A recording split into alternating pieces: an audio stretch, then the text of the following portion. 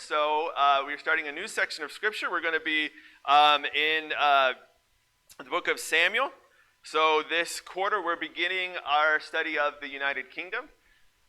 So we'll be covering the book of 1 Samuel and then 2 Samuel through chapter 10 of 2 Samuel.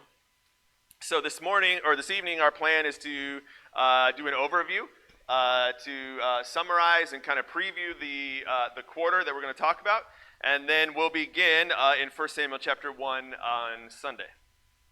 So before we begin, let's begin with a word of prayer.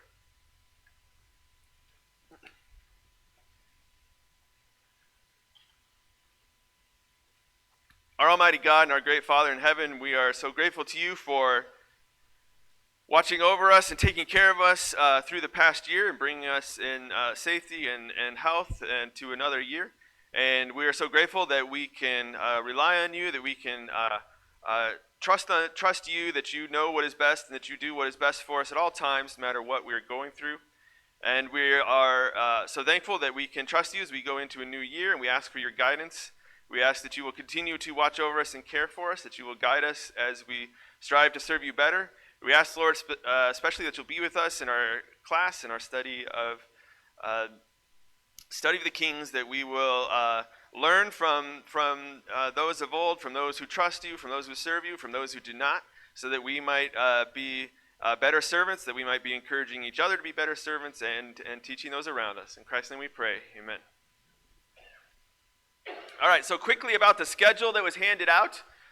So again, this is the basic schedule we plan to follow. Could always be small changes, but this is the plan.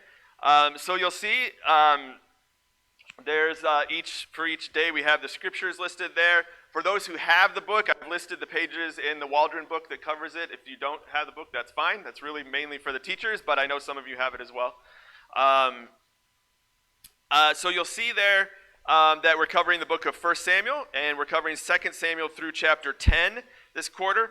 At the end of the quarter, some of the Chronicles will cover the same material. So those chapters in 1 Chronicles are listed there as well. A lot of that is the same, sometimes it's the exact same as what you have in Samuel, or very similar. So the other thing, though, that we will be doing this quarter is covering the Psalms. So as you recall, when we started this program last year, at this time, we're going through the Bible chronologically, so in time order, the order of events. So that sort of raises a question of how you handle a book like Psalms, which is not a book of history. It's not a book that lists events in time. And even the authors of the Psalms, there were many different authors writing at different times. So when do you cover the Psalms? Well, we're going to cover it this quarter. That should make some sense because obviously a lot of the Psalms were written by David. So we're covering those, so we'll cover that. So you see there kind of in the middle of the quarter, we've got 3 classes dedicated to overview of the Psalms. Okay, so we're going to cover the Psalms in 3 classes. So obviously we're not going to be looking in detail. We're not even going to be looking at every Psalm by far, but we're going to be talking about the Psalms in general. And then what we'll also be doing as you look further down the list is we'll be covering the specific Psalms that we know were written by David at certain events in his life. Okay, so if you look down there, when we cover 1 Samuel 18 and 19, we'll talk about Psalm 59, because in 1 Samuel 19, you have the story where Saul sent men to watch David's house because they're trying to kill him. And if you look at Psalm 59, the heading there tells us that it was written by David at that exact time, at that exact event. So we'll look at the Psalm along when we look at that event in 1 Samuel 19, we'll look at the Psalm 59 at the same time because it's very helpful to us. It tells us about David's mindset as he was going through those events. So we'll talk more about that as the quarter goes on, but just wanted to highlight that for you now so that because you'll see that in the schedule. Any questions on that or anything else on the schedule? Okay, we will be covering the United Kingdom in 2 quarters. so next quarter, obviously, we'll pick up at 1 Samuel 11 and go on from there. All right, so let's talk about the books of Samuel a little bit, 1 Samuel. So in our Bibles, of course, we have 1 and 2 Samuel. But I guess maybe not surprising, but just to be clear, that originally 1 and 2 Samuel was one book. Okay, it was written initially as just one book, the book of Samuel.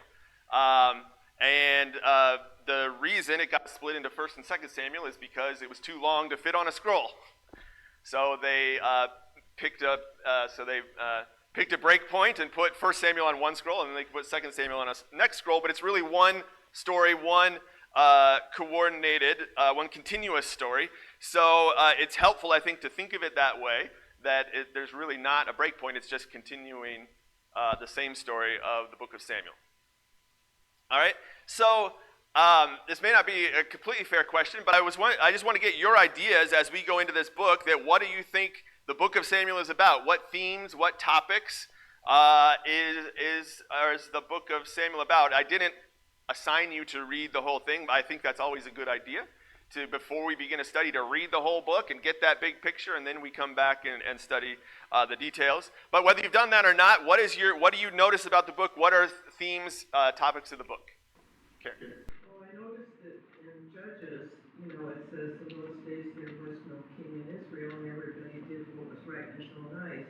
Going into Samuel, it's basically the restructuring of the whole thing, where it's going to be more, the king takes over, the king rules.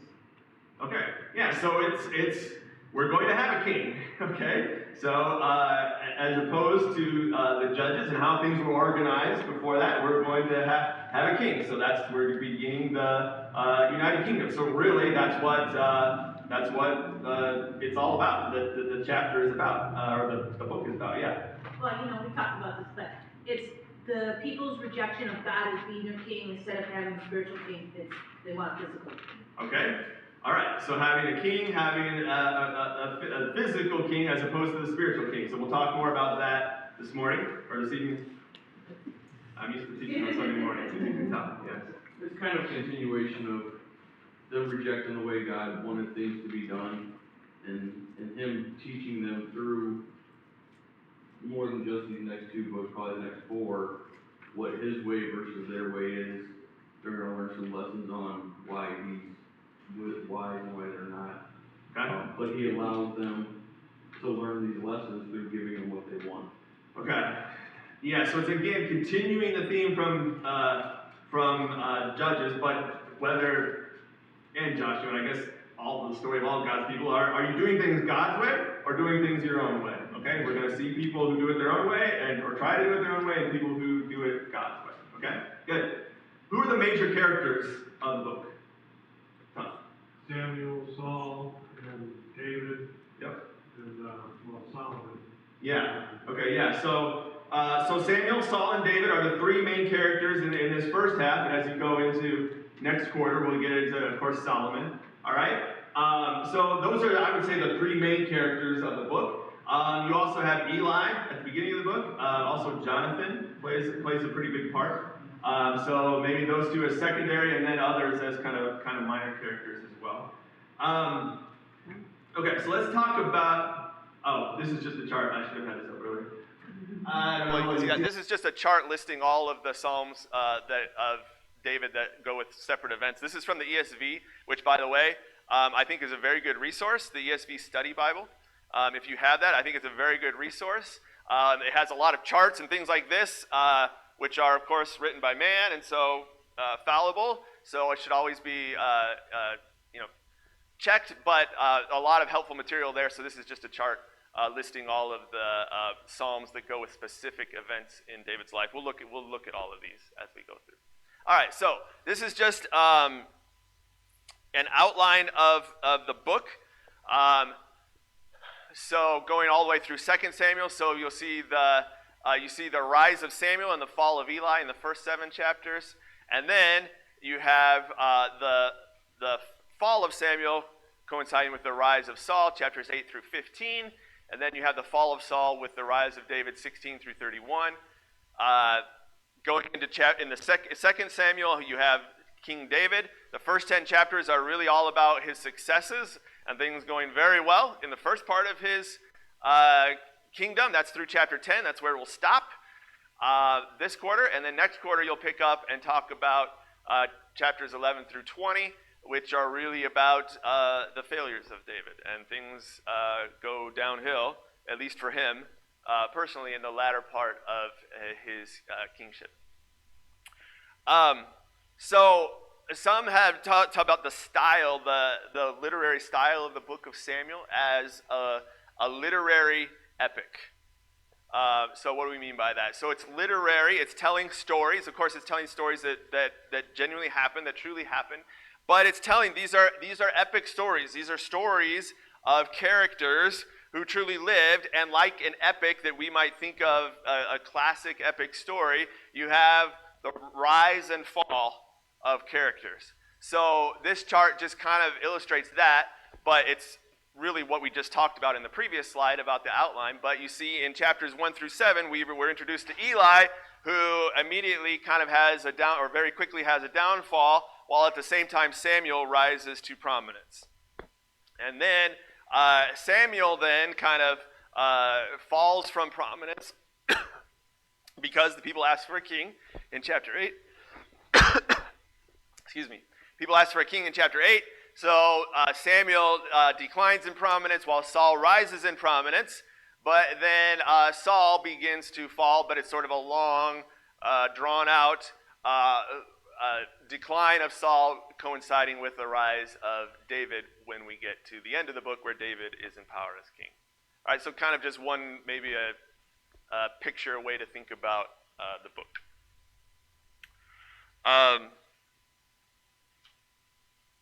Okay, so let's talk a little more about the style of the book. So the book presents us with character studies. All right, so we get sort of a long look at certain characters. Samuel, Saul, David, very long look at David. Tells us lots of events, unlike a lot of other places in the Bible where you might just see one or two events from a certain person. We get a long look at these people, and so we learn about them. We learn about their character. And in specifically, we learn about contrasts, either comparisons or contrasts, frequently contrasts in the characters, okay? So you'll see right from the beginning, we'll see Samuel contrasted with Saul, that their character, their moral character is very different. And similarly, then Saul contrasted with David.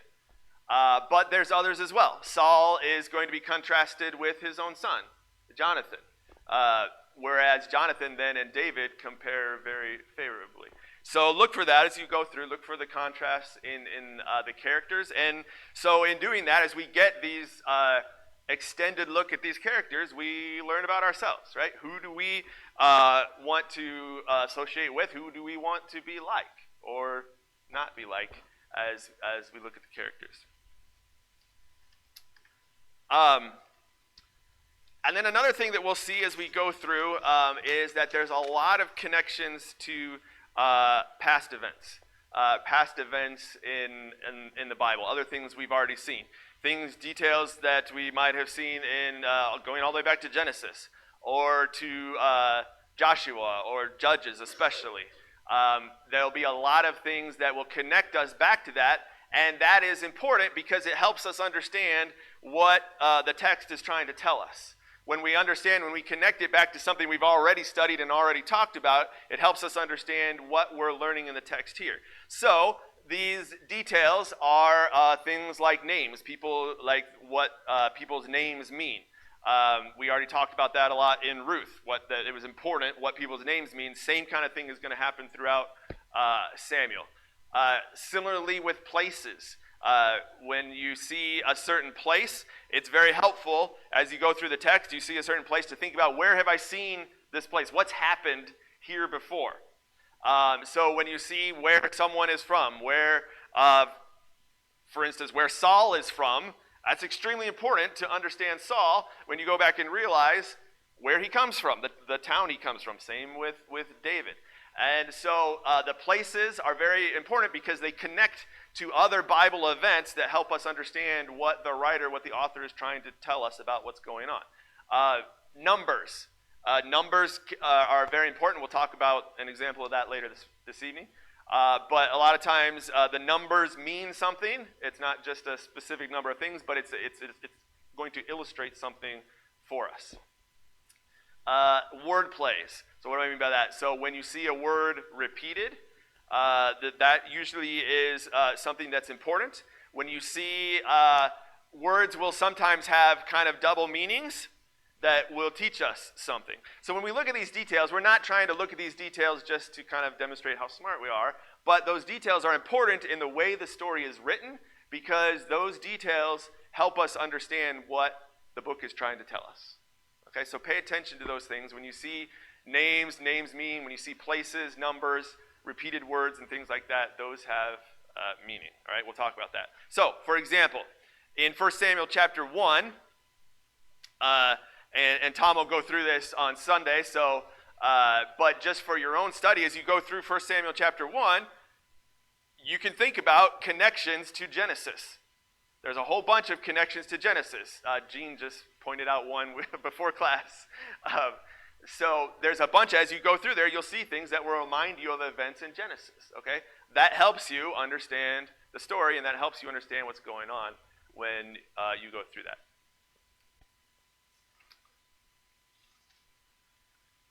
Okay, so when we begin the book of Samuel, what time period are we in? Judges. Okay, so we're beginning in the book of Judges. We're continuing in not in the book of Judges. We're past the book of Judges, but we're still in the time period of the Judges through Samuel.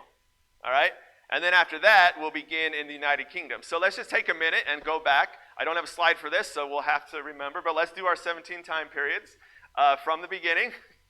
So let's just start at the very beginning and do the 17 time period. Do that as the first one. Before the flood? All right. Next. The easiest one. The flood. If you're going to take one, take that one. All right. Before the flood, then scattering of the people, the patriarchs. Okay, all of that so far is in Genesis. Okay. So then after the patriarchs, Exodus from Egypt, and then wandering in the wilderness, conquest of the land in what book? Joshua. Okay, and then Judges. All right, where we are now, and then United Kingdom. We've already said it. And then what after United Kingdom? Divided Kingdom. Judah alone. Very good. What after Judah alone? The captivity. Return from captivity. Yep, the years of silence between the Old and the New Testament. Good. Then Life of Christ. Life of Christ. Yes, okay. Yes, okay. Life of Christ, early church, and the letters to the Christians. All right, good. All right, so that's where we are in the big picture. Here. All right, so I asked you guys to, let me see. Yes, okay. So I asked you guys in the assignment to think about ways that the book of Judges foreshadowed kingship or talked about kingship.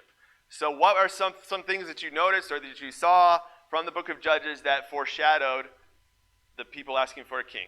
Yes. The first time they asked for a king is when they asked Gideon to be their king. Okay, so they've already asked one of the judges to be a king. They asked Gideon to be a king. Okay, all right, we'll come back to that one because I want to talk a little bit more about that one. Yes, that's good. What else?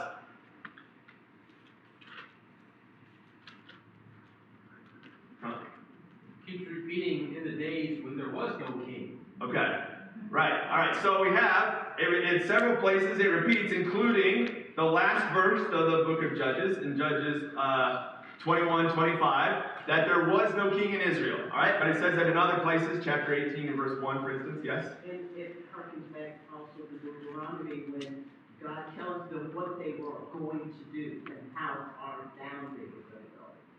Yes. Okay. So yes. So the idea of them asking for a king has already been discussed. God talked about it in the law. All right. So we'll talk about that, especially when when we get to chapter 8 and they ask for a king. We'll talk about that. That God already knows that they're going to ask for a king. Okay. But at the time of the judges, there's this phrase that there was no king in Israel. Now, what other phrase goes along with that? Yes. Yes. Everyone did what was right in their own eyes. Okay? So that's really, as we talked about, that's the summary, that's how the book ends and summarizes this for us. That's what the time period of the judges was about. There's no king, everyone did what was right in their own eyes. Now the idea of doing what's right in your own eyes, we've talked about that in other books, right? That it's whatever seems right to me, right? In my eyes, what seems right, they just did whatever seems right to me. That's in contrast, 7 times in Judges, as it goes through the cycle, it says they did evil in the sight of the Lord. So they're doing what seems right to them, but it's evil in the sight of the Lord. Okay, so what God sees is very different from what they see as doing right, but they're just doing whatever they seems right to them. Okay? And so that goes along with the idea that there was no king in Israel. So what does that mean, that there was no king in Israel? Yes. The way they had it worded, to me, is always backwards, because the reason there was no king in Israel was because they did evil in the sight of the Lord, and God was not going to be with them acting the way that they were. Yeah, so there's kind of this double meaning. There was no king in Israel because there was literally no king, right? They were ruled in a sense by the judges, but the judges weren't kings in that sense. So there was literally no king, but it also it has a deeper meaning than that. Yeah. Basically, they have rejected God as their king. Yes. Yep. Right. So there was supposed to be a king. God was their king. Okay? And we see that clearly as we go into Samuel, that the point that there was no king in Israel is the people weren't submitting to God as their king. And so they were acting as if there was no king, even though there really was, or should have been. They were acting as if it's like there was no king because they were just doing whatever they wanted. Right? People who are under a king are required to do what the king says. That's the way it works. So if you're doing whatever you want, it's like there's no king. They're doing whatever they want, and therefore they're not following God as their king. They're not submitting to God as king. So it has this kind of this double meaning. So that's important then when we come to Samuel, and in 1 Samuel chapter 8, the people are going to ask him for a king, and Samuel is upset about that. And what does God say? But remember 1 Samuel chapter 8 and verse 7. They're not rejecting you, they're rejecting me. Right. They're not rejecting you, Samuel, as their leader. Ultimately, they're rejecting God. Okay? Which is the point that we were exactly making. They're rejecting God as their king. And then later on, in chapter 12, Samuel's just going to say straight up, you asked for a king when God was your king. Okay? So the point is that even back in Judges, there's this idea that God should have been their king, but they weren't treating him as their king.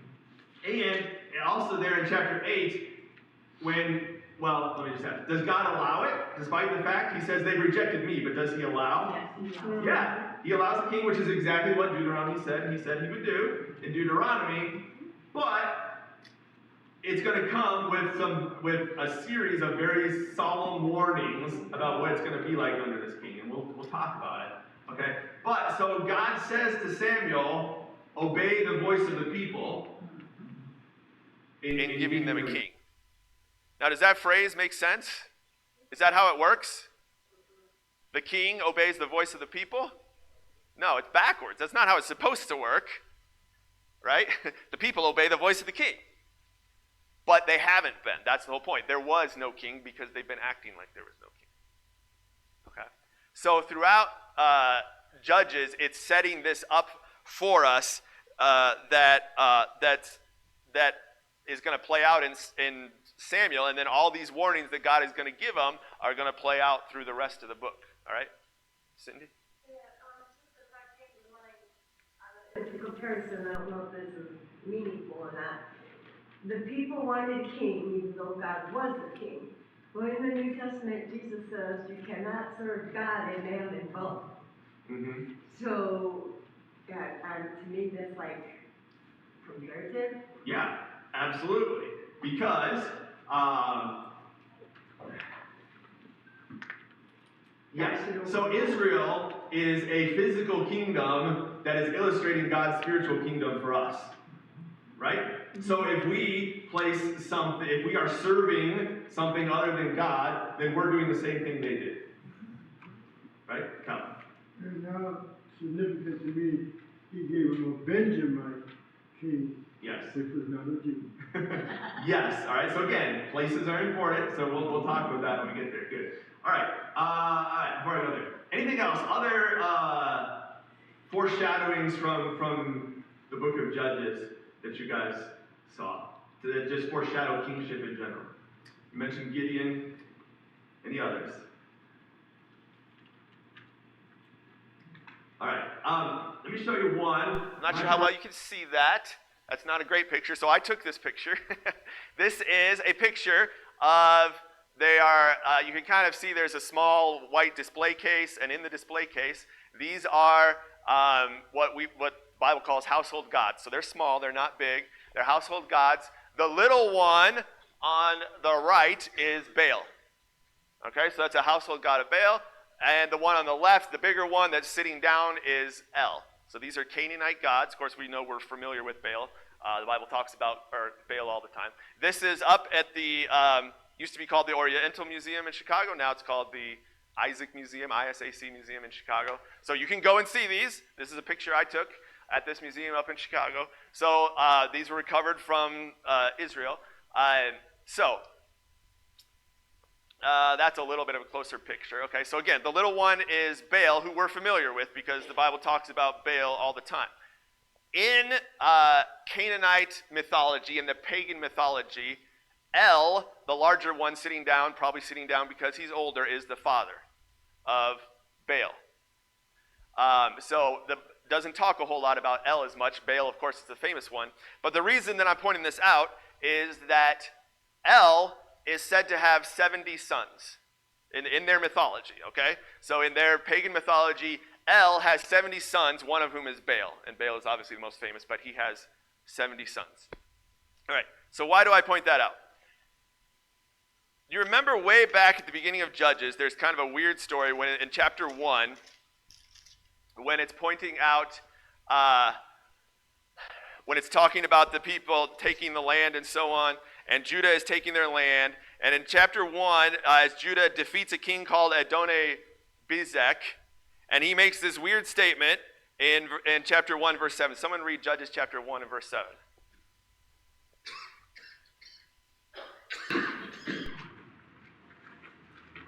Yeah, go ahead, Jim. Adoni-Bezek said, 70 kings with their thumbs and their big toes cut off used to gather up scraps under my table. As I have done, so God has repaid me.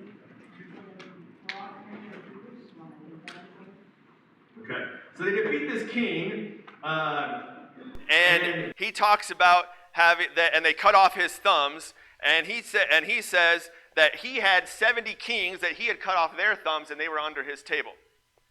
Now, this 70, if you noticed, and I talked about this with a couple of you, this number 70 appears all over the book of Judges, and this is the first time. Did he literally have exactly 70 kings that he had defeated? Not 68, not 71, literally 70? I mean, maybe, but probably not, especially when we see how much the number 70 is repeated. Probably he is making a point about that he had defeated many, many kings, and so he talks about 70 kings. Why would he do that? Why would a Canaanite god consider himself as having defeated 70 other kings?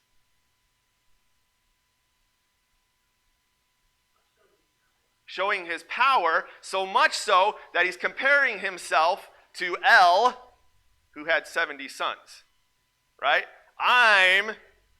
He's basically saying, like, I'm like a god. I've defeated 70 kings that sit under my table, just like El had 70 sons. Okay? Now, that's reading some things in there. but I think it probably makes a lot of sense, especially when we see how much this 70 is repeated. So, for instance, you mentioned Gideon, all right? In chapter 8 and verse 23, as Pam mentioned, after Gideon wins the battle with God, actually God wins the battle through Gideon. And remember, Gideon says something funny when they go to attack. What does he say? As they break the lamps and they go and they all shout to go into the attack, what does he tell them to say?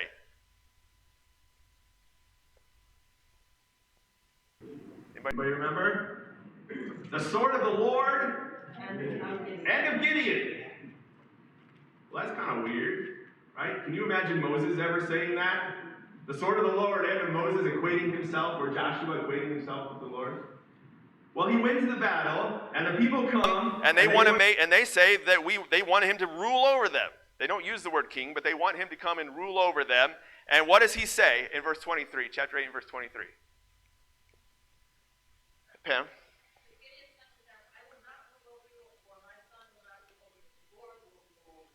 All right, is that a good answer? Yes, that's exactly the right answer.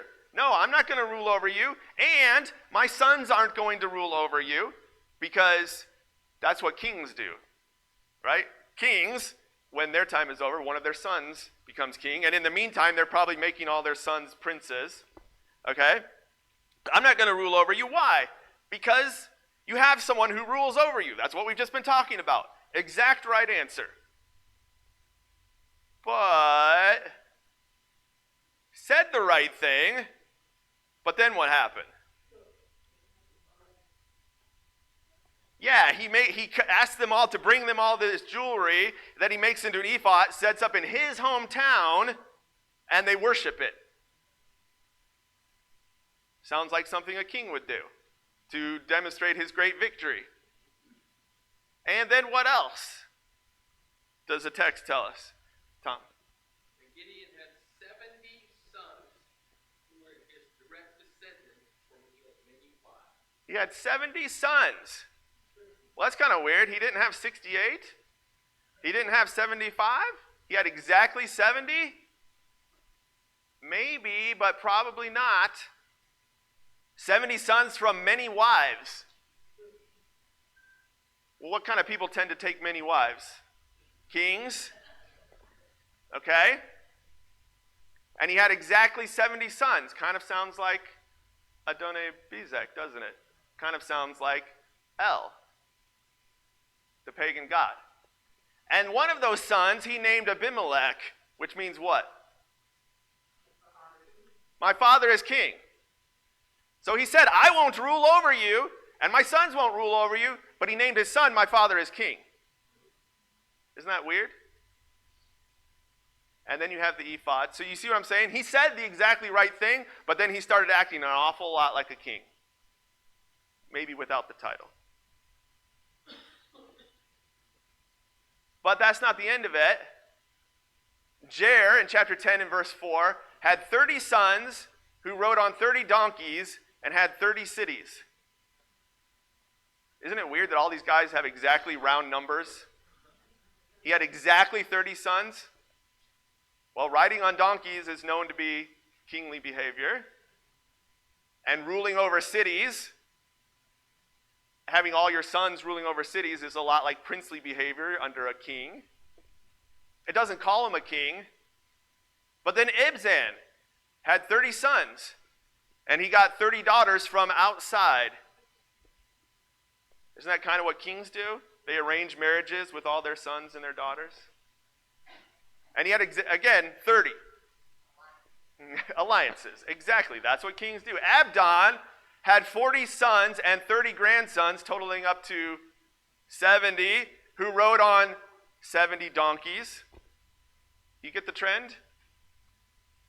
You see these little details, we read over them quickly, but the point is, they don't have the title king. There's no king in Israel, but they're acting an awful lot like kings. All right? Abimelech, who his dad named my father is king, and then the people of Shechem go and make him king, and they even call him king. back in chapter 9. Now, maybe just the king over Shechem, but they even call him a king. All right? And as I've pointed out, as I've said before, in my mind, Abimelech is not a judge at all. We sing the songs, and they're kids' songs listing all the judges, and it lists Abimelech. It never calls Abimelech a judge. He's just a guy who the people made a king, and then they go and have a civil war. He doesn't deliver them. Yes?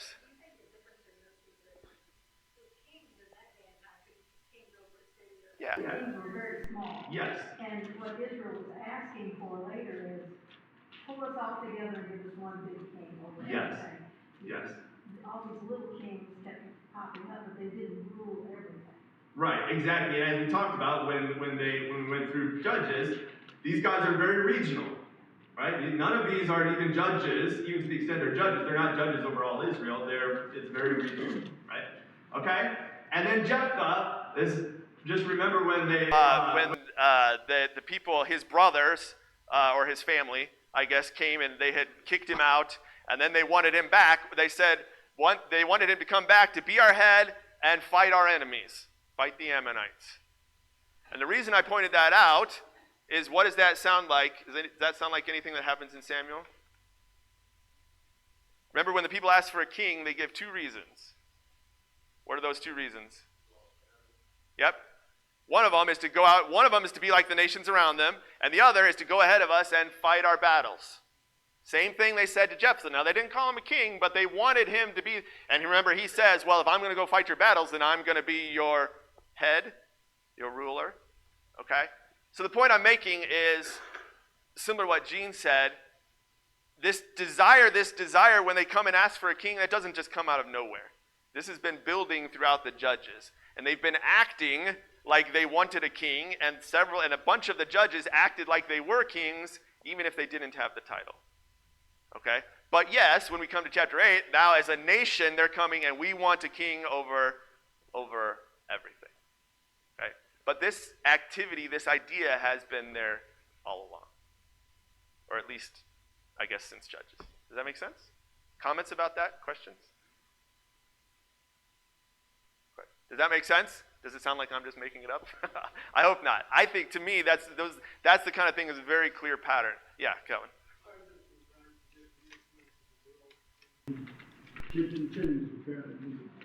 I'm sorry, say it again. The influence of how the world influences yes. God's people.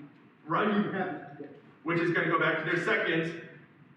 They're just going to say, we want to be like the nations around us, but in a lot of ways they've been acting like them already. Exactly. Yep. Okay. All right. So if we think about themes of, and this is just, so this is a chart that I'll show throughout the quarter as we talk about themes that just, again, you can think about a lot of themes, but just ones that I really want to focus on. If you think about kingship and what that means, and specifically focusing on the fact that God is Israel's true king. God has always been Israel's true king, and even now, when they're going to ask for a physical king, for a human king to be over them, God is still going to be their true king. There's going to be a man with the crown, but God is still the king. And what that means is God is in control, and as the true king, God is always good. And we are going to see that throughout the whole quarter. God is always good.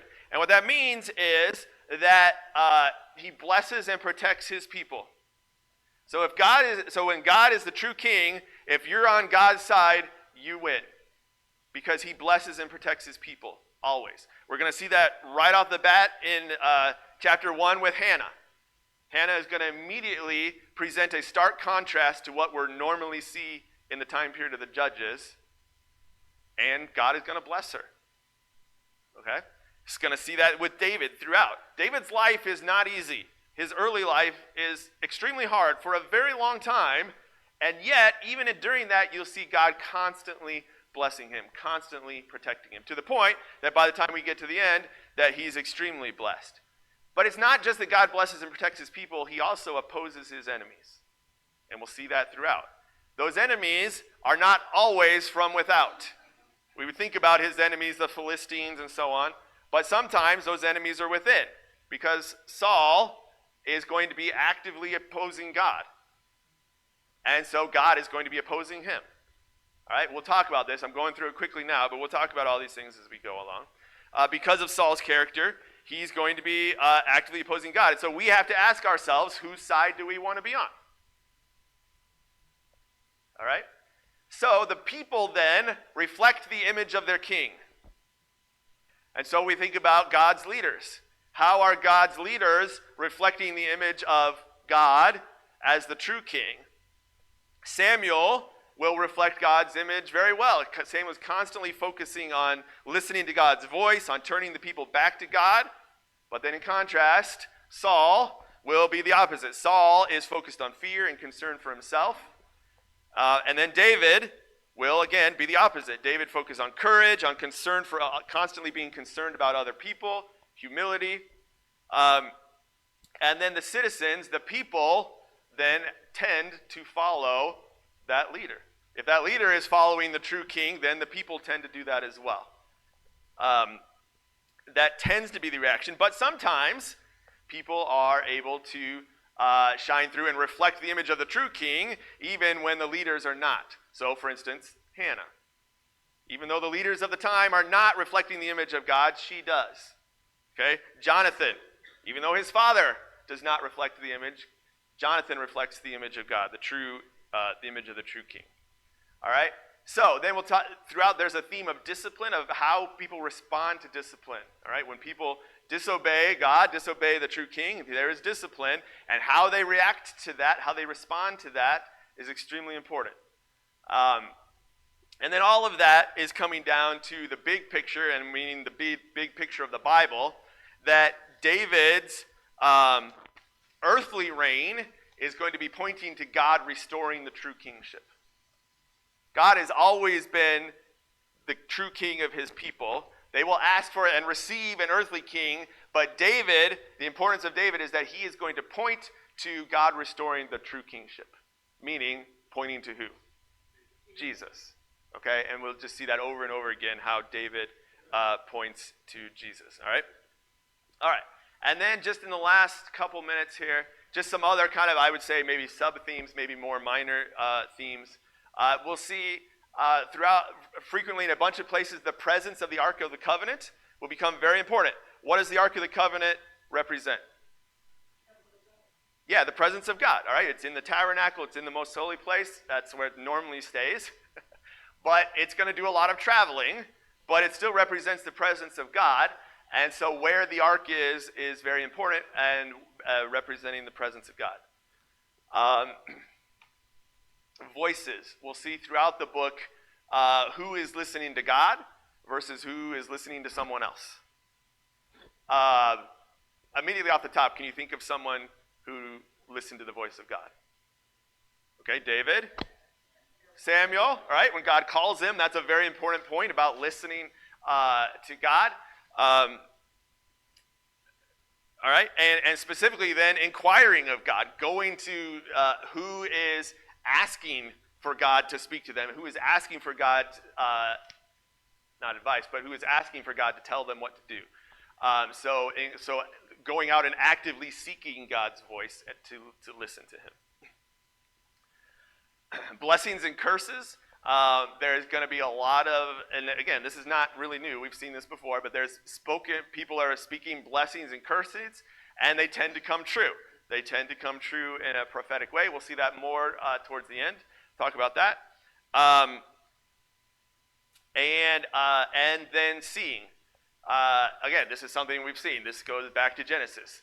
Who is seeing clearly and who is dim? Who is using, specifically then, seeing what God sees, seeing the way God sees. Remember, Dan Starr talked about that in his gospel meeting, learning to see the way God sees. We'll see that throughout. Who is looking to see what God sees versus who is dim, meaning they're not seeing clearly and therefore not acting clearly. All right? So again, those are just lists of things themes that I've noticed that throughout, but other comments, thoughts that you guys have before we finish? All right, that is it. Thank you very much. So that's the introduction. On Sunday then, Tom will start. We'll be beginning with chapters 1 and 2. 1 Samuel chapters 1 and 2. Thank you.